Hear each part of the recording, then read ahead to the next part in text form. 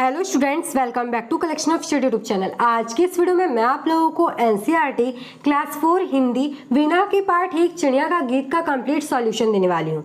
Students, अगर आप इस चैनल पे नए हैं तो चैनल को सब्सक्राइब करके बेल आइकन को प्रेस करके ऑल पे प्रेस कर लीजिए, क्योंकि मैं आपके लिए ऐसा एजुकेशन वीडियोस लाती रहती हूँ। स्टूडेंट्स, मैं इस कविता को अच्छे से लाइन बाय लाइन समझा दी हूँ। अगर आप लोगों ने अभी तक उस वीडियो को नहीं देखा है तो नीचे डिस्क्रिप्शन पे आपको लिंक मिल जाएगा। आप लोग इस कविता को पहले अच्छे से समझ लीजिए, उसके बाद ही आप लोग इस चैप्टर के क्वेश्चन आंसर को कीजिएगा। तो चलिए वीडियो को शुरू करते हैं। बातचीत के लिए प्रश्न 1, पशु पक्षियों के लिए घर जरूरी है या नहीं? कारण भी बताइए। उत्तर, हाँ जरूरी है। घर उन्हें ठंडी, गर्मी और बारिश से बचाता है। वहाँ वे आराम से रहते हैं और अपने बच्चों की देखभाल करते हैं। प्रश्न 2, आपके परिवार के सदस्य घर से बाहर क्यों जाते हैं? उत्तर, मेरे घर के लोग काम करने, पढ़ाई करने या कुछ जरूरी सामान लेने बाहर जाते हैं। प्रश्न 3, जब परिवार के लोग बाहर जाते हैं या लौटते हैं तो आपको कैसा लगता है और क्यों? उत्तर, जब वे बाहर जाते हैं तो मुझे उनकी याद आती है। जब वे लौटते हैं तो मुझे बहुत खुशी होती है। स्टूडेंट्स, अगर आप इस चैनल पे नए हैं तो चैनल को सब्सक्राइब करके बेल आइकन को प्रेस करके ऑल पे प्रेस कर लीजिए, क्योंकि मैं आपके लिए ऐसा एजुकेशन वीडियोस लाती रहती हूँ। प्रश्न 4, जब कोई मेहमान हमारे घर आता है या हम किसी के घर जाते हैं तो कैसा लगता है? उत्तर, जब कोई मेहमान आता है तो अच्छा लगता है। हम मिलकर बातें करते हैं। जब हम किसी के घर जाते हैं तो मज़ा आता है और नई चीज़ें देखने को मिलती है। प्रश्न 5, क्या आपको लगता है कि हम भी पक्षियों की तरह बड़े होते हैं? अपना अनुभव बताइए। उत्तर, हाँ, हम भी धीरे धीरे बड़े होते हैं। जैसे चिड़िया उड़ना सीखती है वैसे ही हम भी नई चीज़ें सीखते हैं। जब मैं छोटा था मुझे बहुत कुछ नहीं आता था, अब मैं पढ़ना लिखना सीख गया हूँ। नेक्स्ट देखते हैं।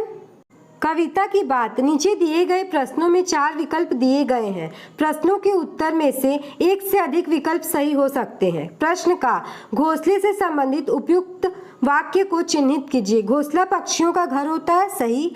घोंसला सूखे तिनकों से बनाया जाता है, सही। पक्षियों का घोंसला केवल पेड़ों पर होता है, गलत। कुछ पक्षियों का घोंसला हमारे घर में भी होता है, सही। कविता में अंडे जैसा था आकार का प्रयोग निम्नलिखित में से किसके लिए किया गया है? संसार, आकाश, घर या घोंसला? तो इसका सही उत्तर हो जाएगा ऑप्शन ग, घर। नेक्स्ट देखते हैं। तब मैं यही समझती थी बस इतना सा ही है संसार। इन पंक्तियों में इतना सा का अर्थ है, इतना सा का अर्थ होता है बहुत छोटा। नीचे दी गई कविता की पंक्तियों का मिलान उनके नीचे दी गई उपयुक्त पंक्तियों से कीजिए। फिर मेरा घर बना घोंसला सूखे तिनकों से तैयार, तब मैं यही समझती थी बस इतना सा ही है संसार। आखिर जब मैं आसमान में उड़ी दूर तक पंख पसार, तभी समझ में मेरी आया बहुत बड़ा है यह संसार। फिर मैं निकल गई शाखों पर हरी भरी थी जो सुकुमार, तब मैं यही समझती थी बस इतना सा ही है संसार। सबसे पहले मेरे घर का अंडा जैसे था आकार, तब मैं यही समझती थी बस इतना सा ही है संसार। सोचिए और लिखिए, चिड़िया को यह संसार कब कब छोटा लगा? उत्तर, जब वह अंडे में थी, फिर वह घोंसले में रही और जब वह पेड़ की शाखाओं तक पहुंची तब उसे लगा यही छोटा सा संसार है। प्रश्न 2, खुले आकाश में उड़ते समय चिड़िया ने क्या क्या देखा होगा जिससे उसे लगा कि संसार बहुत बड़ा है? उत्तर, चिड़िया ने बहुत दूर तक फैले खेत, पेड़, पहाड़, नदियाँ और आसमान देखा होगा, तब उसे समझ आया कि दुनिया बहुत बड़ी है। प्रश्न 3, प्रायः सुबह शाम पक्षियों की चहचहाहट सुनाई देती है, ऐसा क्यों होता है? उत्तर, सुबह वे दिन की शुरुआत का स्वागत करती है और शाम को अपने घोंसलों में लौटने से पहले आपस में बात करती है। नेक्स्ट हम लोग देखते हैं समझ और अनुभव। प्रश्न 1, जब कोई शिशु चिड़िया घोंसले से बाहर आती है तो उसे लगता है कि संसार बहुत बड़ा है। क्या आपको भी घर से बाहर निकलते समय ऐसा ही अनुभव होता है और क्यों? उत्तर, हाँ, जब मैं घर से बाहर जाता हूँ तो मुझे भी सब कुछ नया और बड़ा लगता है। बाहर बहुत लोग, गाड़ियाँ, दुकानें और स्कूल होते हैं। मुझे लगता है कि दुनिया बहुत बड़ी है और वहाँ बहुत कुछ देखने और सीखने को है। प्रश्न 2, एक शिशु पक्षी की तरह आप भी धीरे धीरे बड़े हो रहे हैं। अब तक आप में भी कई परिवर्तन आए हैं। नीचे दिए गए शीर्षकों के अनुसार अपने अंदर आए परिवर्तनों को लिखिए। शारीरिक परिवर्तन, अब मैं पहले से लंबा हो गया हूँ। रुचियों में परिवर्तन, अब मैं पहले से ज़्यादा सोच समझकर बात करता हूँ। समझ में परिवर्तन, अब मैं चीज़ों को जल्दी समझने लगा हूँ। खान पान में परिवर्तन, अब मुझे पौष्टिक खाना पसंद आने लगा है। चित्रकारी, अब मैं अच्छी ड्राइंग बना लेता हूँ। खेल, अब मैं टीम में खेलना और नियमों को मानना सीख गया हूँ। गीत संगीत, अब मुझे नए गाने सुनना और कभी कभी गुनगुनाना अच्छा लगता है। पढ़ना लिखना, अब मैं कहानियाँ पढ़ लेता हूँ और अपनी बातें खुद लिख भी लेता हूँ। नृत्य और अभिनय, अब मैं स्कूल में नाचने और छोटी छोटी नाटकों में भाग लेने लगा हूँ।